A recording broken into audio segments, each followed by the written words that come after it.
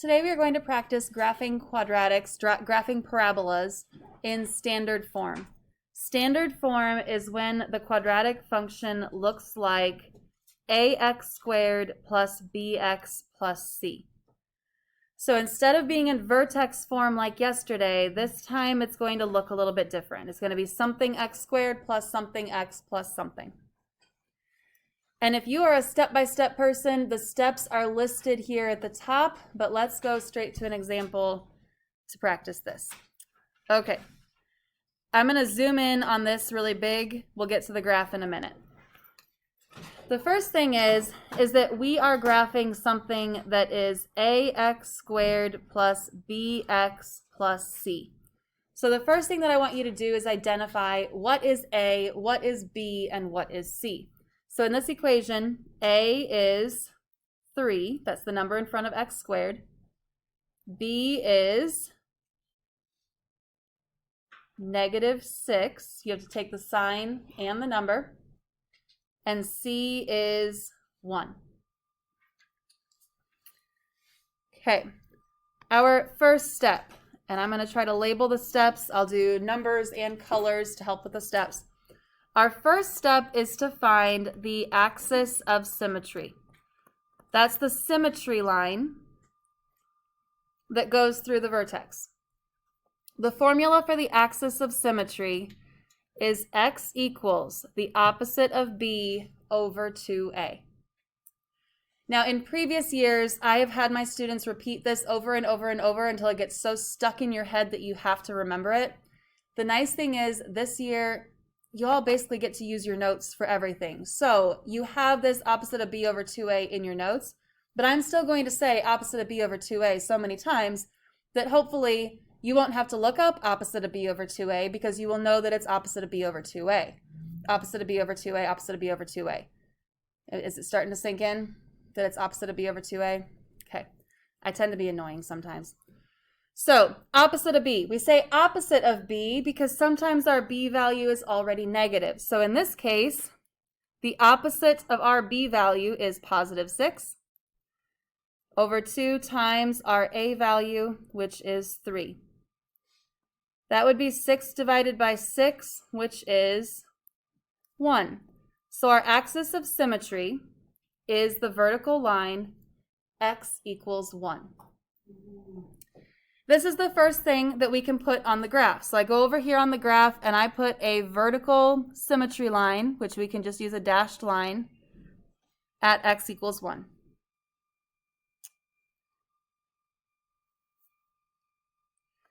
The vertex is on the symmetry line. Our vertex is an x and a y coordinate. The x value of the vertex is the same as the axis of symmetry. So once you find the axis of symmetry, you already know the x value of the vertex. How in the world are we going to find the y value of the vertex? We have an x value. Plug it in.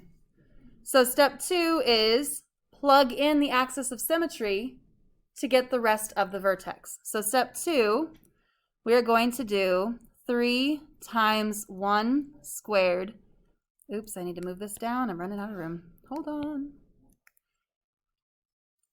3 times 1 squared minus 6 times 1 plus 1.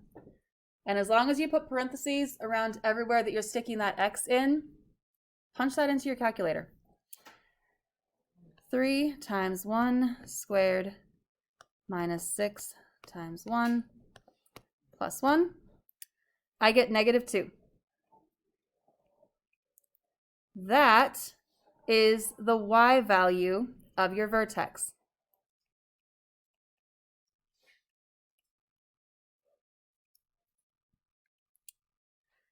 And honestly, once you know the y value of your vertex, you also know your minimum or maximum value. Your minimum or maximum value is the same thing as the y value of your vertex. So we know that this is going to be -2. We also know that our range is going to be y something -2. We'll fill in that something once we see the shape of this vertex or the shape of this graph. Okay, here's the awesome thing about standard form. The y-intercept is super, super easy to find. The y-intercept is your c value. So the number at the end of that equation, that +1, that's your y-intercept. Our y-intercept is 1. So it's the point 0, 1. On your graph, you can put the point 0, 1. Oh, we missed a step, didn't we? We didn't plot the vertex. The vertex is at 1, -2. And I know the graph doesn't look like much yet, but we have enough to draw a parabola right now. Because after you plot this y-intercept, you can, I'm going to write and reflect. So plot that y-intercept and then reflect it over your symmetry line. And then, ta-da, we have enough points that we can draw in our parabola. It seems really narrow. Is it surprising that it's narrow? Take a look at the a value. Our a value is 3. Your a value still controls whether this graph opens up or opens down. It still controls how wide or how narrow the graph is. So that a value being a 3 is still going to tell you this graph is going to open up and it's going to be narrower. So that shape should not surprise you. Okay, domain. Domain is the hardest thing, and I'm being incredibly sarcastic when I say domain is the hardest thing to find. Anyone remember what the domain is? All real numbers. And the range, because the graph opens upward, the range is y is greater than or equal to the y value of the vertex. The one thing we didn't talk about yesterday was maximum or minimum. The vertex is either a maximum or a minimum. If the parabola opens upward, the vertex is at the bottom, it's considered a minimum. So I'm going to circle min for minimum, and the value is the y value of the vertex. So minimum because the graph opens up and the vertex is at the bottom. Maximum would happen if the graph opened down and the vertex was the highest point. And the value is always the y value of the vertex.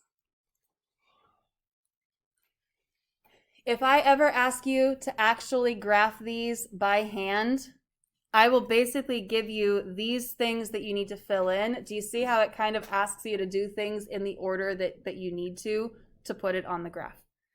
So let's try another one. I think this is our last example. A is 0.5, B -4, C -2. Step 1, find your axis of symmetry. What's the formula? Opposite of B over 2A. So in this particular example, the opposite of our B value is +4. Our A value is 0.5. You do need to do the 2 times the 0.5 before you do the division.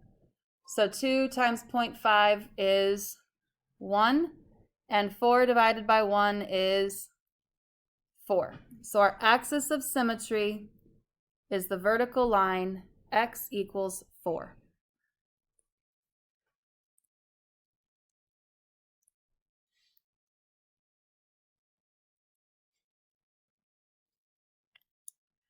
Our vertex is on the symmetry line, so 4 is the x value of the vertex. To find the y value of the vertex, we need to plug 4 in. So step 2, plug in, I'm going to say AOS for axis of symmetry value. 0.5 times 4 squared minus 4 times 4 minus 2. 0.5 times 4 squared minus 4 times 4 minus 2. Negative 10.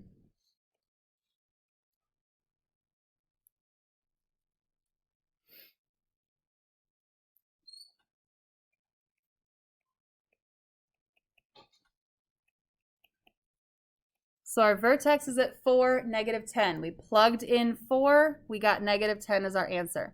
So on the symmetry line, which has an x value of 4, go down to negative 10. There's our vertex, way at the bottom of our graph. Okay. Our y-intercept is our c value. Our y-intercept is negative 2. That is the point 0, negative 2. So 0, negative 2.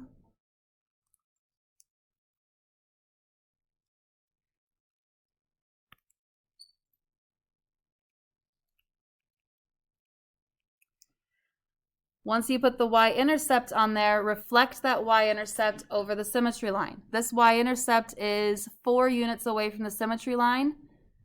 So I count 4 units on the right side.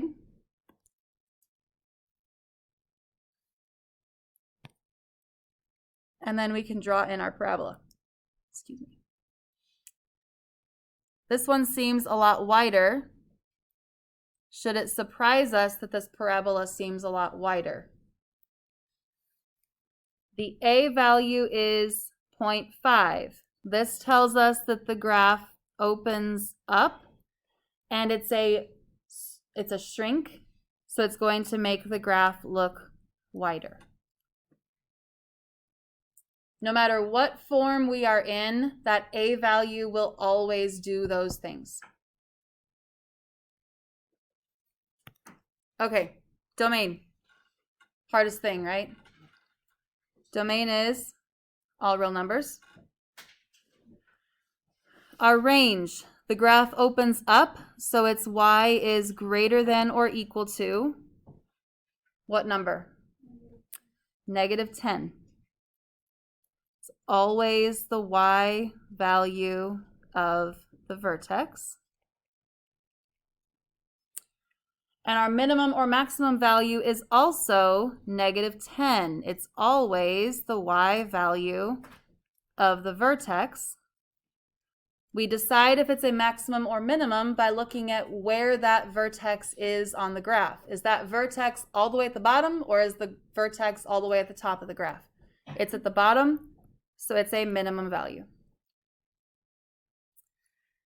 Now, on your assignment, are you going to have to do every single one of these steps? Probably not. It's going to ask you to identify which graph goes with the equation. You are going to have a click limit. I think there's a 3-click limit. So on 2.2 part 1, there's a 3-answer click limit. Honestly, I would start with the C value. I would start by looking at where is this thing supposed to cross the y-axis? Which of these graphs have that? Then I would look at the A value to determine if it's supposed to open up or open down. And then if you have to, you may have to find the axis of symmetry to see which graph has the correct axis of symmetry. So you may have to do some pieces of this to find the right graph. And then I think a couple of them, it's going to ask you for the domain and range and minimum or maximum value and what that value is. Okay, I realize that your Big Ideas Math does not look like mine. So in mine, the 2.2 part 1 title is really big right at the top. In yours, it's like the 3rd line down. So the bottom line when you look at it. So you have 2 assignments from 2.2. Look at the 3rd line down and make sure that you're clicking on 2.2 part 1 for this assignment. 2.2 part 2 is not going to, it's not going to make sense yet.